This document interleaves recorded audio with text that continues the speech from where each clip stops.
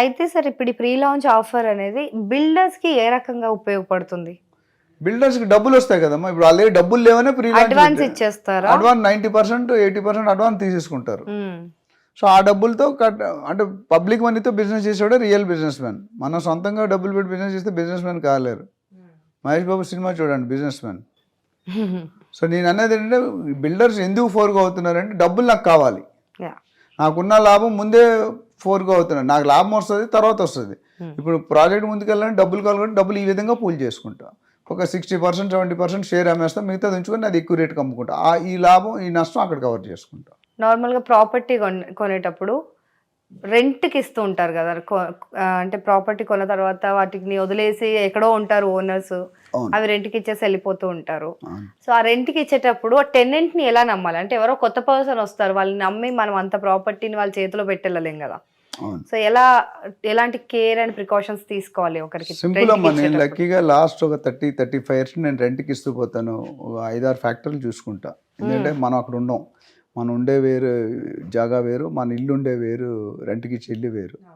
So ముఖ్యంగా ఒక 10 పాయింట్లు చెప్తాను. ఆ 10 పాయింట్లు చూసుకుంటే మీకు క్లారిటీ వస్తుంది.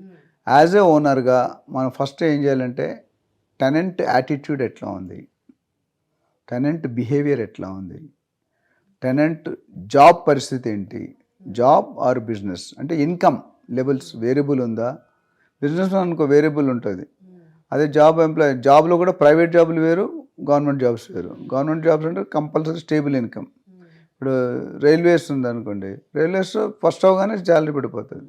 ప్రైవేట్ కంపెనీ 10వ తారీఖు అవగానే పడిపోతాయి, కొన్ని వాటిలో పడవు. అది నెక్స్ట్ వెజ్జా నాన్ వెజ్జా, అది మనకేమైనా రిజర్వేషన్ ఉంటే, లేకపోతే పర్వాలేదు. అట్లనే ఈ టెనెంట్ తాలూకా ఫ్యామిలీ మెంబర్స్ ఎంతమంది ఉంటారు, ఆ ఇల్లు కెపాసిటీ ఎంతమంది ఉంటారు, ఫ్రెండ్స్ ఎంత తరచుగా వస్తుంటారు, ఫంక్షన్లు ఎంత తరచుగా చేస్తుంటారు. కొంతమంది డీజేలు పెట్టి పక్కన వాళ్ళందరూ న్యూసెన్స్ క్రియేట్ చేసి కొంతమంది ఉంటారు.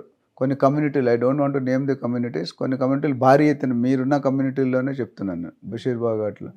సో వాళ్ళు ఫంక్షన్ అయిందంటే ఒక 100 మంది వస్తారు. ఆ 100 మంది పక్కన అక్కడ పార్కింగ్ అంతా అయిపోతుంది, న్యూసెన్స్ క్రియేట్ అవుతుంది. అట్లనే ఆయన ఆధార్ కార్డు తీసుకోవాలి, పాన్ కార్డు తీసుకోవాలి, ఏదైనా కేసెస్ ఉన్నాయని అడగాలి, ఓపెన్గా ధైర్యంగా అడగాలి, రిఫరెన్స్లు అడగాలి. అంతకుముందు ఓనర్ దగ్గరే ఎందుకు ఖాళీ చేస్తున్నాడు, ఇది ఒక రీజన్. సడన్గా కొంతమంది వచ్చి రాత్రి చూసి అడ్వాన్స్ ఇచ్చేస్తుంటారు. నాకు ఇన్నో కొంతమంది ఫోన్ చేస్తారు, 8 o'clock ఫోన్ చేసి 9 o'clock అడ్వాన్స్, అంటే ఏదో గడబడి ఉంది, అక్కడ కొట్లాట చేయడో లేకపోతే ఇంకేదో చేసుకున్నా లేకపోతే సమ్ ప్రాబ్లం ఉంటుంది. అలాంటి వాళ్ళకి ఇవ్వకూడదు. మనం ముందు take 2-3 days time and see the family members, see the children, see what are their అలవాట్లు ఏంటి, తాగుతారా, స్మోకింగ్ ఉందా, ఇవన్నీ కూడా కొంతమంది ఒప్పుకోరు. కొంతమంది బ్రాహ్మణ్స్ అయితే నాన్ వెజ్ ఇవ్వని అంటారు.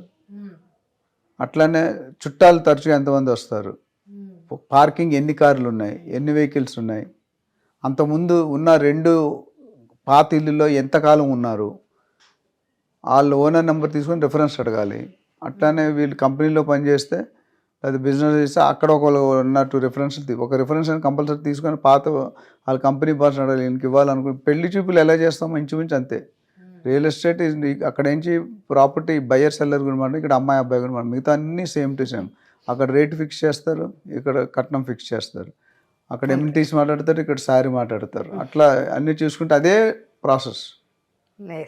సో ఇవన్నీ చూసుకుంటే మీకు క్లారిటీ. కొంతమంది ఇవ్వని అంటారు, ఆధార్ కార్డు ఇవ్వను, పేమెంట్ ఎట్లా ఇస్తారు, బ్లాక్లో ఇస్తారా వైట్లో ఇస్తారా, చెక్ పేమెంట్ తీసుకుంటే ఆల్వేస్ బెటర్.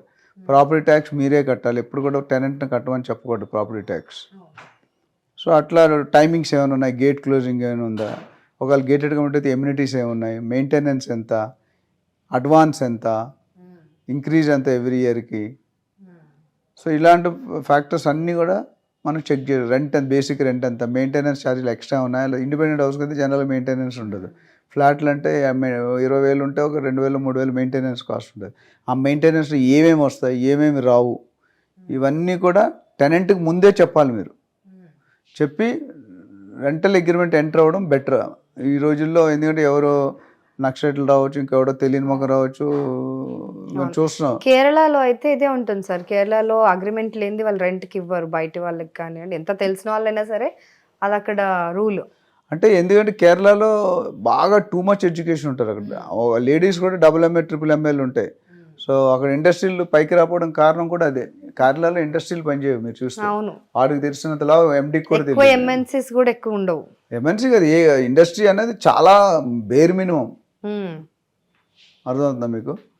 సో అందుకని మీరు ఏం చేయాలంటే ఈ ఫ్యాక్టర్స్ అన్నీ కనుక్కొని 2 రోజులు అబ్జర్వ్ రిఫరెన్స్లు మాట్లాడి ప్లస్ రెంట్ కట్టుకోగలడా లేడా మెయిన్, అదే అది చాలా ఇంపార్టెంట్. రెంట్ కట్టుకోలేకపోతే ఇబ్బంది పడుతుంది, ఎందుకంటే ప్రతి నెల ఫాలోఅప్ చేసుకోవాలి.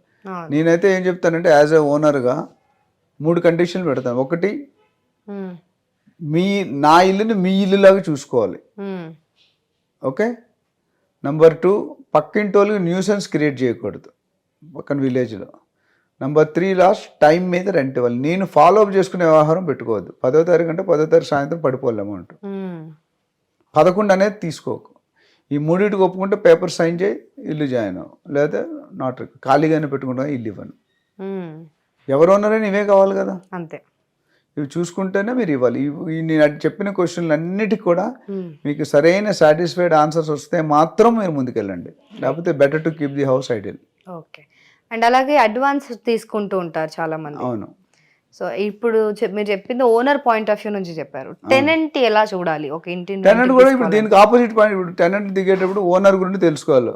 ఓనర్ ఏమైనా గడబడి చేస్తాడా, ప్రాపర్టీ ట్యాక్స్ కరెక్ట్ కడతాడా, ప్రాపర్టీ మెయింటైన్ చేస్తారా, ప్రాబ్లమ్స్ వస్తే టెనెంట్స్కి హెల్ప్ చేస్తారా, పార్కింగ్ చెప్పిన ఏరియాలో ఇస్తారా, వాటర్ కనెక్షన్ ఉన్నాయా, ఇంటీరియర్స్ ఉన్నాయా, ఫ్యాన్లు ఉన్నాయా, లైట్లు ఉన్నాయా, ఇలాంటివన్నీ కూడా ఓనర్ గురించి కూడా తెలుసుకోవాలి.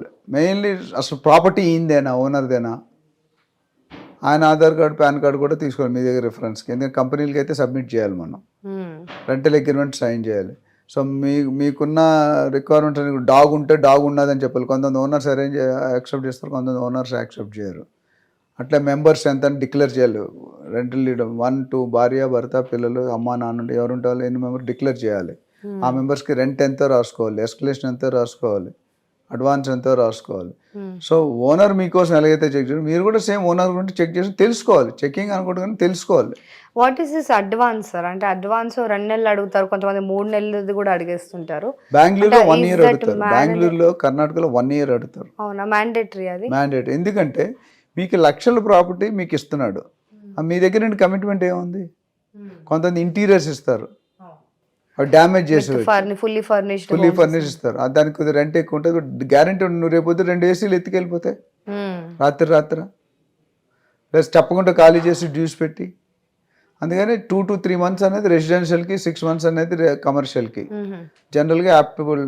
జనరల్గా రెసిడెన్షియల్ 2 months, కొద్దిగా హై అండ్ ఫర్నిష్ అయితే 3 months, కమర్షియల్కి 4 to 6 months ఉంటుంది. కొన్ని వాటిలో 1 year కూడా ఉండొచ్చు. ఈ అడ్వాన్స్ వాళ్ళు పెట్టుకుంటే ఏదంటే టెనెంట్ ఖాళీ చేసేది నోటీస్ పీరియడ్ ఉంటుంది, సడన్గా ఖాళీ చేయకూడదు. అందుకని అడ్వాన్స్ పెట్టుకునేది అంటే అది ఖాళీ చేసిన 2 నెలలకి ఇది అడ్జస్ట్ అయిపోతుంది. తర్వాత ఎలక్ట్రిసిటీ బిల్లు, వాటర్ బిల్లు ఏమంటే కట్టుకోవాలి, మెయింటెనెన్స్. సో అడ్వాన్స్ అనేది ఇస్తే ఓనర్కి నమ్మకం, లేకపోతే మీ దగ్గర ఏ గ్రిప్ ఉండదు కదా.